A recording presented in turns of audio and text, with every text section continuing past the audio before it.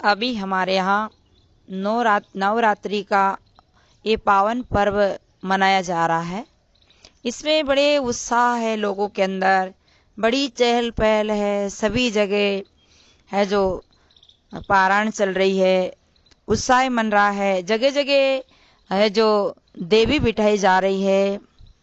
मुझे देख करके बड़ा आश्चर्य होता है। मेरे मन में एक चिंतन आता है कि ये हो क्या रहा है। हमारे जो घर में असली देवी है उसको नहीं माना जाता है, उसकी कोई पूजा नहीं करते हैं, और एक देवी हम पैसे से खरीद के लाते हैं। उस देवी का निर्माता, उस देवी का निर्माण करने वाला एक धरती का मनुष्य है, और उस धरती के मनुष्य कारीगर ने ही इस देवी का निर्माण किया है। और मिट्टी, सीमेंट, लोहा लगा करके उस देवी को एक 6 महीना पहले, 12 महीना पहले लोग बनाते हैं। उनको लोग खरीद कर लाते हैं, पैसे से खरीदा जाता है। कोई बात नहीं, खरीद के लाते हैं। पैसा है आदमी के हाथ में, और उन पैसे से आदमी देवी को खरीद के लाता है, उसकी स्थापना करता है, 9 दिन उसकी पूजन करता है, और फिर 9वां दिन के बाद उसका है जो विसर्जन का समय आता है तो उनको उठा करके पानी में फेंक दिया जाता है।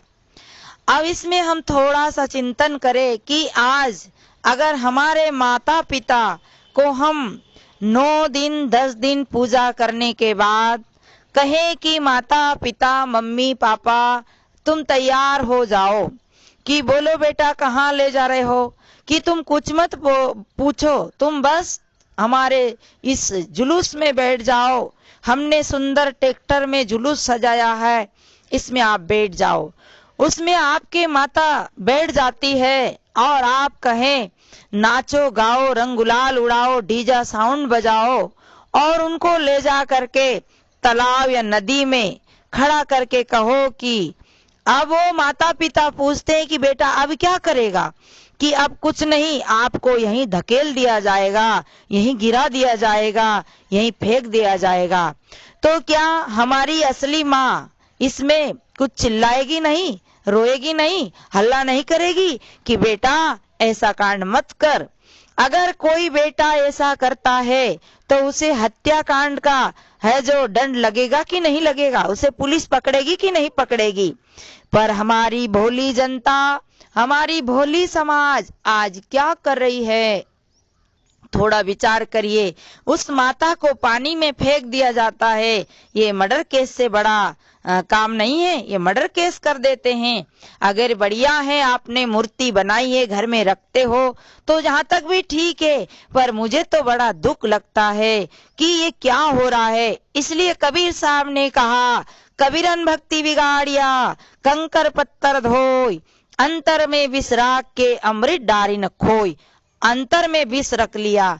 आज फिर माता को विसर्जन करने जब जाएंगे लोग तो क्या करेंगे, शराब पिएंगे और शराब पी पी कर नाचेंगे, फिर वहां से आकर के दूसरे दिन हत्या करेंगे, बकरा मुर्गी मार कर खाएंगे। धर्म के नाम से ये कैसा पाखंड फैला है, कैसा आडंबर फैला है। हमारी भोली दुनिया को कौन समझा सकता है। कबीर साहब कहते हैं, मैं रो या जगत को, मोह को रोए ना कोई, मोह को रोए सो जना जो शब्द विवेकी होय। इस धरती पे बड़ा विचित्र हो रहा है। रात रात भर बच्चों की पढ़ाई खराब हो रही है, 12-12 बजे तक नाचा जा रहा है, गरबा खेला, डांस किया जा रहा है, डांडिया खेला जा रहा है, नाच रहे हैं। ये सब चंचलता के लक्षण हैं। देह हलाए भक्ति नहीं होई। अरे देह हलाने से भक्ति नहीं होए। देवी ने कोई काम आपका जो भी किया होगा उस समय वर्तमान की परिस्थिति में, राक्षसों को मारा होगा कि संग्राम किया होगा तो उसके याद में आप कभी कुछ पूजन भी कर लेते, कोई बुरी बात नहीं। उनके चित्र रख करके हमारे वीरता के संस्कार हमारी माता बहनों में जगे, ये बात तो ठीक है। पर आज उल्टा ही हो रहा है, कोई भक्ति नहीं कर रहे हैं, सब अपने मनोरंजन कर रहे हैं। और भक्ति मनोरंजन का विषय नहीं है, भक्ति तो मनोभंजन का विषय है। रात रात भर दूसरे बीमार लोगों को सोने नहीं देते हैं और बच्चों की पढ़ाई नहीं होती है। ये चंचलता आती है। भक्ति के नाम से हमारी भोली दुनिया क्या कर रही है। इसलिए हमें असली देवी की पूजा करना चाहिए, असली देवी की सेवा करना चाहिए। आज असली देवी घर घर में दुखी है। घर की माँ से पुत्र बोलना नहीं चाहता है, बहू बात नहीं करना चाहती है। मैं जिस घर में देखती हूँ अनबन बनी रहती है। घर की देवी बूढ़ी माँ हाथ से भोजन बना के पका कर खाती है, हाथ से अपना कपड़ा धोती है। बुजुर्ग माता पिता घर में दुखी रहते हैं और ये हमारे भोले भक्त नंगे पैर चल करके व्रत रहते हैं, उपासना करते हैं और अपने शरीर को सताते हैं, शरीर में चंचलता लाते हैं। देखते हैं जब नौजवान लड़कियां हमारी बहनें नाचती है, डांस करती है, अपने शरीर का प्रदर्शन करती है, ऐसे फैसिलिटी फैशनदार कपड़े पहनकर जाती है। नौजवान भाई उनको देखते हैं, उनका जो शरीर का प्रदर्शन देखते हैं, उनका शरीर का जो पूरे शरीर को देखते हैं, मन दूषित होता है, दूषित विचार आता है। इन बहन बेटियों के साथ ये बड़ा अन्याय हो रहा है, पर कोई विचार ही नहीं करता है। बड़ा उत्सव मनाता है और सब उसे छूट दे रहे हैं। सोचिए, अगर आप देवी मानते हो तो आपकी घर की असली देवी है। हमारे प्रभु रामचंद्र जी ने तो देवी को किसको बताया है? प्रातः काल उठ के रघुनाथा, मात पिता गुरु नावेई माता।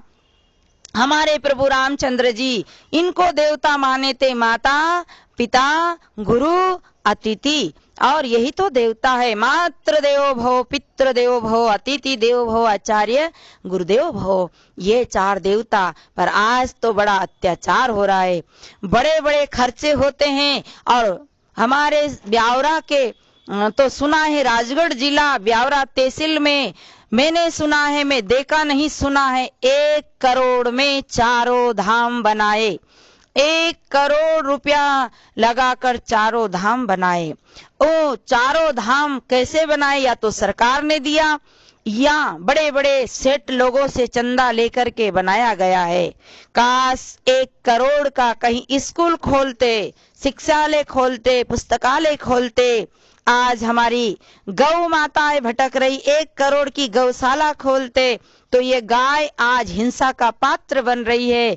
लोग कहते गौ रक्षा करो, गौ रक्षा नहीं कर पा रहे तो कितना बड़ा पुण्य होता। या फिर हमारी जो अनाथ बेटियां हैं, गरीबों की बेटियां हैं, अगर उनकी शादी कर दी जाती या बच्चों को पढ़ा दिया जाता, गरीब बच्चों का सहयोग कर दिया जाता तो ये 1 करोड़ रुपया कितना काम आता। करोड़ों रुपया पानी में बहा देते हैं पर आदमी की आंखें नहीं खुलती।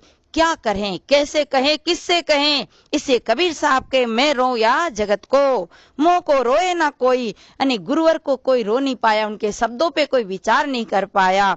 बड़ी दुख की बात लगती है, विचार नहीं करते। अरे बड़े बड़े सेठ चंदा देते हैं और ज्यादा से ज्यादा सुंदर है जो झांकी बनाओ, गरीबों का धन शोषण करते हैं। 1 रुपया की चीज 2 रुपया में देते हैं। पर याद रखना, धर्म की जड़ पाताल में, पाप की ले जावे अस्पताल में। गरीबों से धन लूटते हैं, घुसखोरी लेते हैं, बेईमानी करते हैं, दगाबाजी करते हैं और धर्म के नाम से उसे उड़ाते हैं।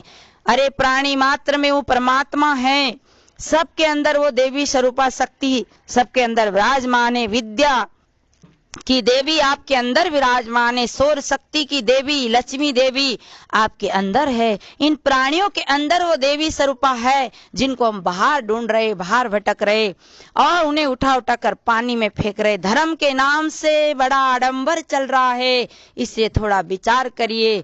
जिंदी माता घर में तड़पती है, रोती है, एक शब्द बेटा के लिए देखती है, मेरा लाल आएगा, मेरा बेटा बोलेगा, बात करेगा।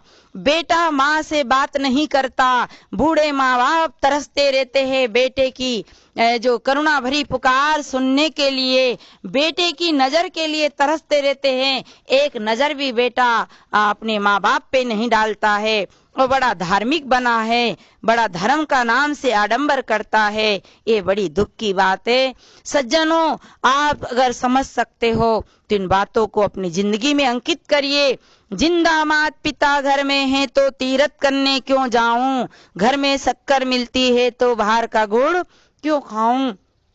आज हमारे माता पिता जिंदे हैं घर में, उन्हें सताया जा रहा है और बाहर बड़ा आडंबर किया जा रहा है। इसलिए ये क्या हो रहा है, भक्ति के नाम से बड़ी रूढ़ी परंपरा चल गई है, बड़ा अंधविश्वास चल गया है।